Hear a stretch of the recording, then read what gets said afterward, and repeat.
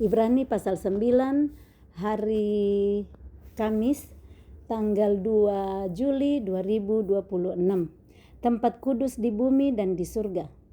Memang perjanjian yang pertama juga mempunyai peraturan-peraturan untuk ibadah dan untuk tempat kudus buatan tangan manusia, sebab ada dipersiapkan suatu kemah, yaitu bagian yang paling depan, dan di situ terdapat kaki dian dan meja dengan roti sajian.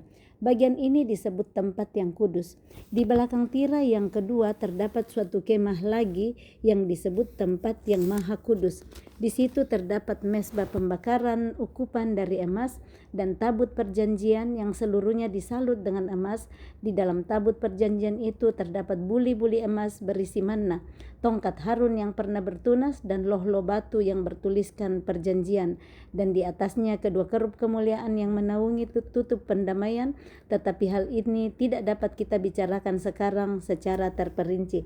Ini ayat 1 sampai ayat 5 menceritakan tentang kemah suci, ya, bagian-bagian kemah suci dan apa-apa yang ada di dalam bagian-bagiannya, dan juga seperti dikatakan bahwa ada tempat di belakang tirai, ada bagian paling depan, di mana di bagian paling depan itu di situ terdapat kaki dian dan meja dengan roti sajian. Nah, bagian paling depan itu disebut tempat yang kudus. Nah, di belakang tirai yang kedua terdapat suatu kemah lagi yang disebut tempat yang maha kudus. Nah, di tempat yang maha kudus itu terdapat mezbah pembakaran ukupan dari emas dan tabut perjanjian yang seluruhnya disalut dengan emas. Emas semua yang disalut dipakai menyalut untuk ukupan tempat pembakaran mezbah dari emas itu. Nah, di dalam tabut perjanjian terdapat buli-buli emas berisi manna. Jadi buli-buli emas itu ada manna di dalam, ada tongkat Harun. Ada cerita ya tentang tongkat Harun yang pernah bertunas, yang disuruh Musa kumpulin semua tongkat. Nah, mana yang berbunga itulah yang Tuhan pilih. Nah, waktu itu bertunaslah tongkat Harun, karena yang dipilih Tuhan menjadi imam adalah orang yang dari suku Lewi. Nah, dan juga loh batu yang bertuliskan perjanjian, semuanya itu disimpan di bagian kemah tempat maha kudus. Nah, dan di atasnya juga ada kedua kerup, ya, kerup kemuliaan. Kita lanjut dulu ayat ke-6. Demikianlah caranya tempat yang kudus itu diatur. Jadi ada aturan-aturan, tidak serampangan. Tuhan itu senang yang rapi. Tuhan senang yang teratur. Nah, ini semuanya diatur cara-caranya, tempat-tempatnya. Ada kemah pertama, ada kemah kedua. Di tempat kemah pertama tidak boleh dicampur apa yang ada di kemah kedua. Nah, Tuhan mau hidup kita juga rapi tersusun. Jangan kita berantakan saja. Tuhan senang keteraturan. Nah, kalau kita juga harus teratur di dalam berpikir kita. Coba lihat kalau semua berantakan, demikian juga pikiran kita. Kalau berantakan, campur aduk semua, kita mohon setiap hari kita menerapi diri kita, pikiran kita, perasaan kita dengan firman Tuhan. Kita terapi, saya memiliki pikiran Kristus, karena pikiran Kristus itu teratur dan rapi. Nah, kalau kita terus menterapi pikiran kita dengan pikiran Kristus, pikiran kita yang berantakan, yang campur aduk semua, kita campur-campur, dari hari ke hari kita akan diatur, disusun, dan dirapikan dengan pikiran Kristus. Maka imam-imam senantiasa masuk ke dalam kemah yang paling depan itu untuk melakukan ibadah mereka. Jadi kemah paling depan, imam-imam masuk di situ untuk melakukan ibadah. Tempat ibadah khusus di kemah paling depan. Tetapi ke dalam kemah yang kedua hanya imam besar saja yang masuk sekali setahun. Jadi kemah yang kedua, kemah tempat maha kudus tadi itu bukan sembarang imam yang masuk. Itu hanya imam besar. Ada imam-imam tadi tempat mereka beribadah, tetapi imam besar dialah yang bisa masuk ke kemah yang kedua, yaitu di sana ada ruang maha kudus. Apa yang mereka masuk di sana bawa, mereka hanya masuk sekali setahun dan harus dengan darah yang ia persembahkan. Jadi makanya potong domba dulu itu, domba sembelihan harus dipotong dan darahnya itu yang dipersembahkan sebagai korban persembahan. Dan harus dengan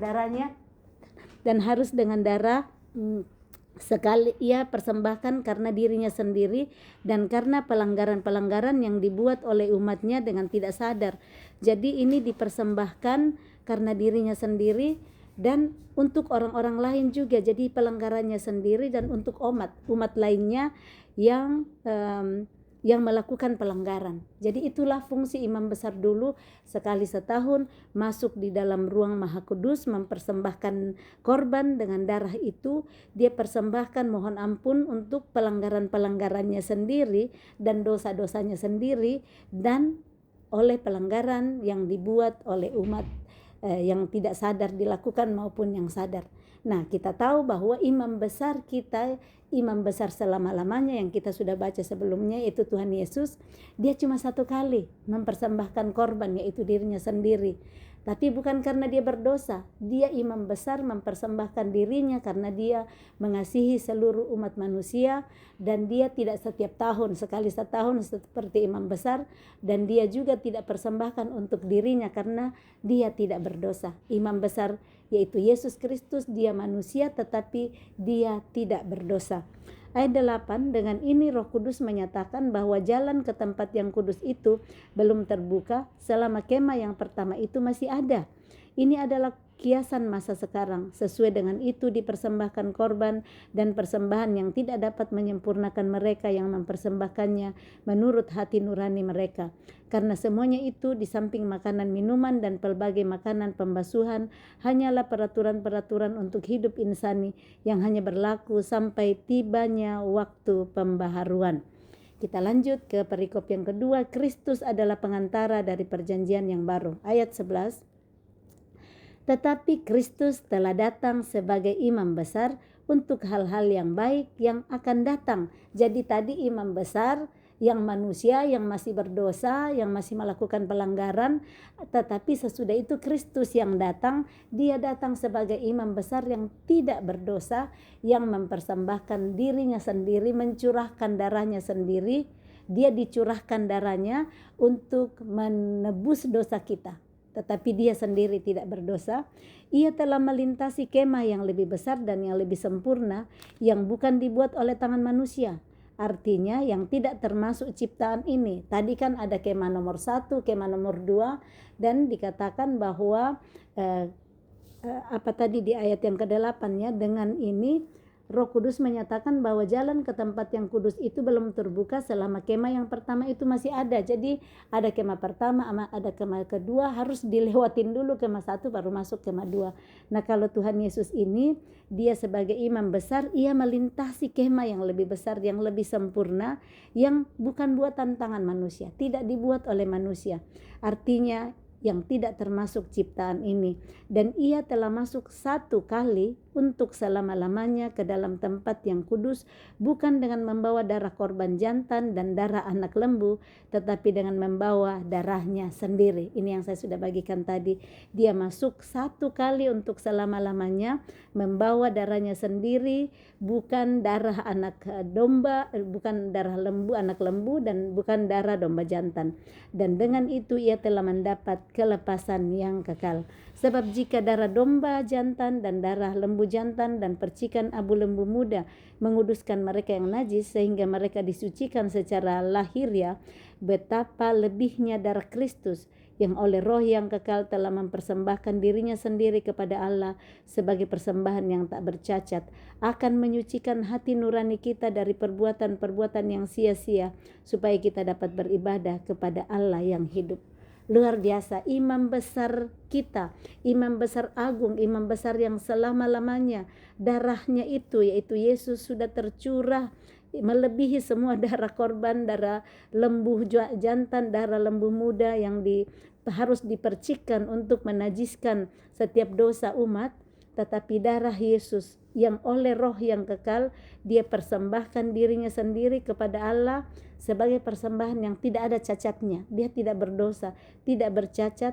Nah, persembahan darah Yesus itulah yang akan menyucikan hati nurani kita.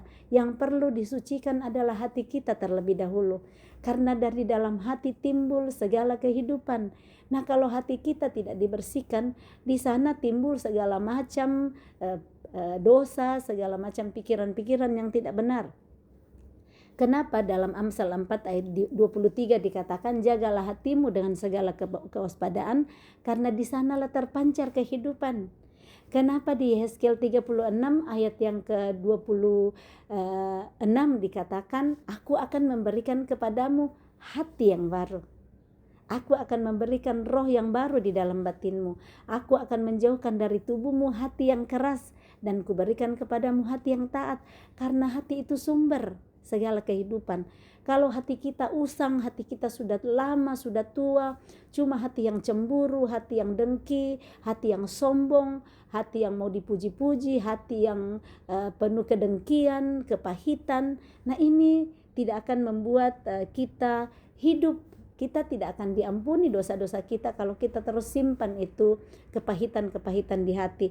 Makanya dikatakan Yesus itu mempersembahkan darahnya, yang disucikan itu adalah hati nurani kita.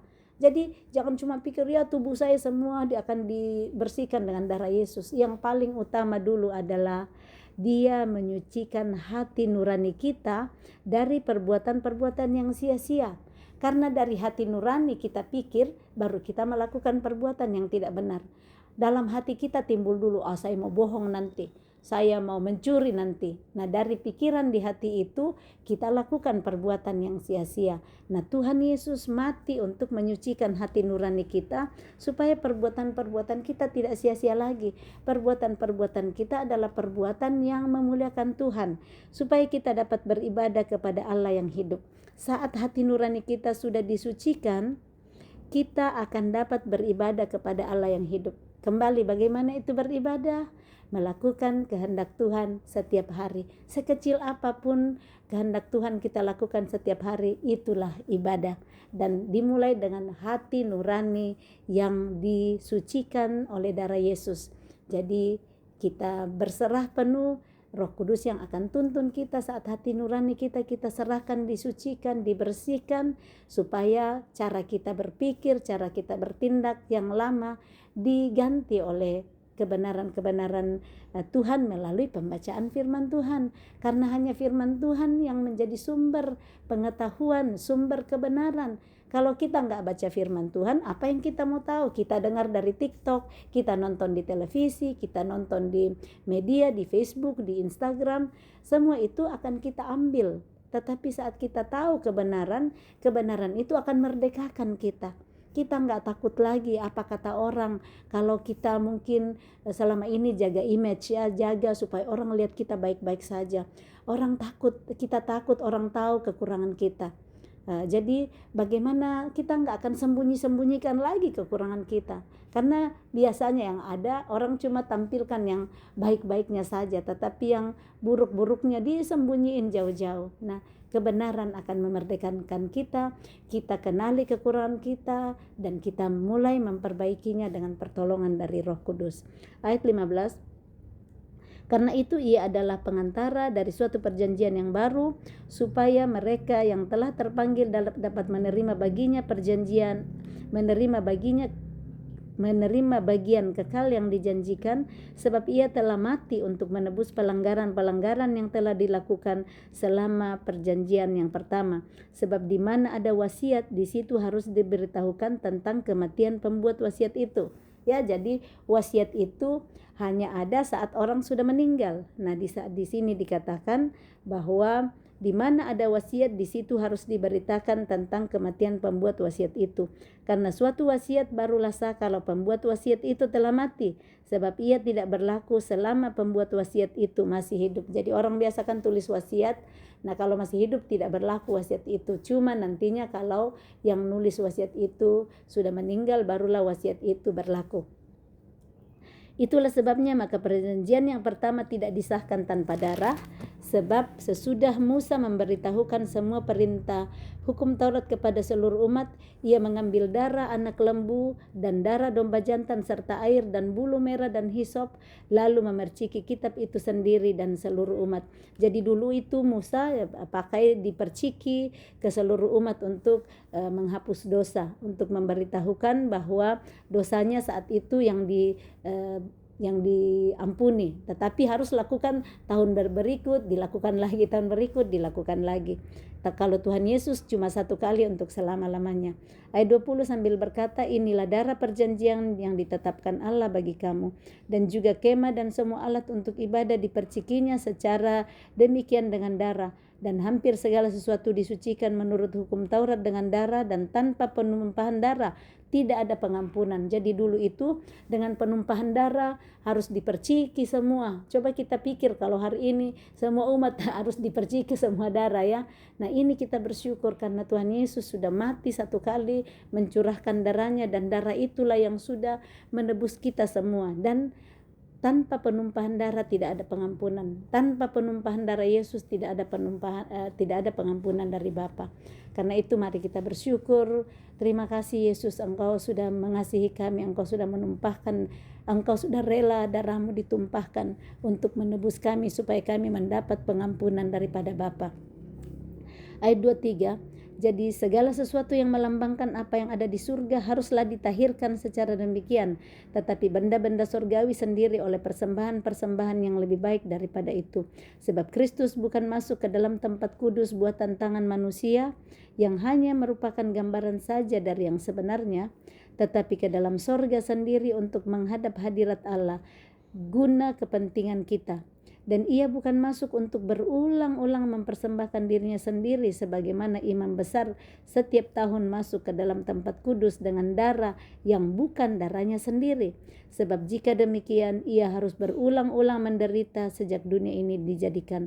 Tetapi sekarang ia hanya satu kali saja menyatakan dirinya pada zaman akhir untuk menghapuskan dosa oleh korbannya. Dan sama seperti manusia ditetapkan untuk mati hanya satu kali saja, dan sesudah itu dihakimi.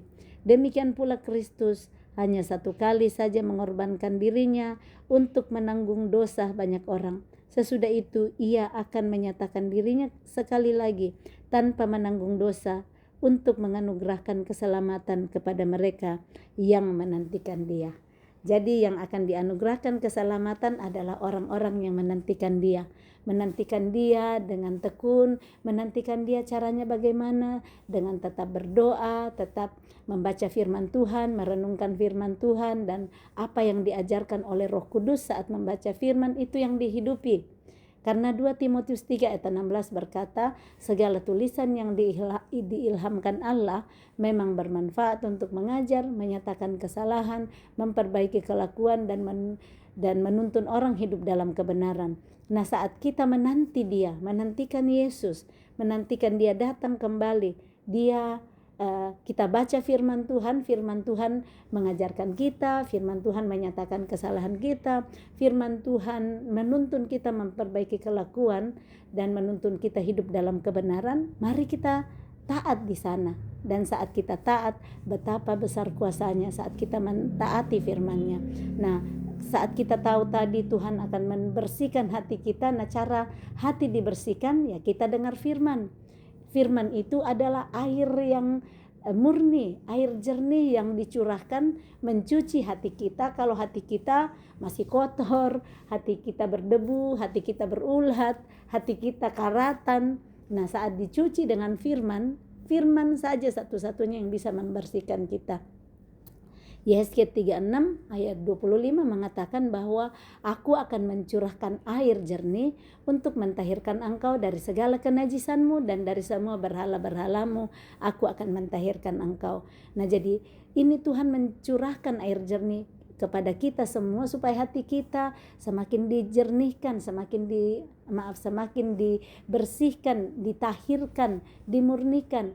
Jadi saat kita rela, hati kita disiram firman, kita dengar firman tadi bahwa hati yang dengki, hati yang sombong, hati yang tidak percaya juga, itu adalah hati yang mau Tuhan Yesus bersihkan dengan darahnya, supaya hati nurani kita disucikan, dibersihkan, dan itu akan mengikuti perbuatan-perbuatan kita. Hati itu mewakili apa yang nantinya kita akan buat, dimulai dari hati terlebih dahulu.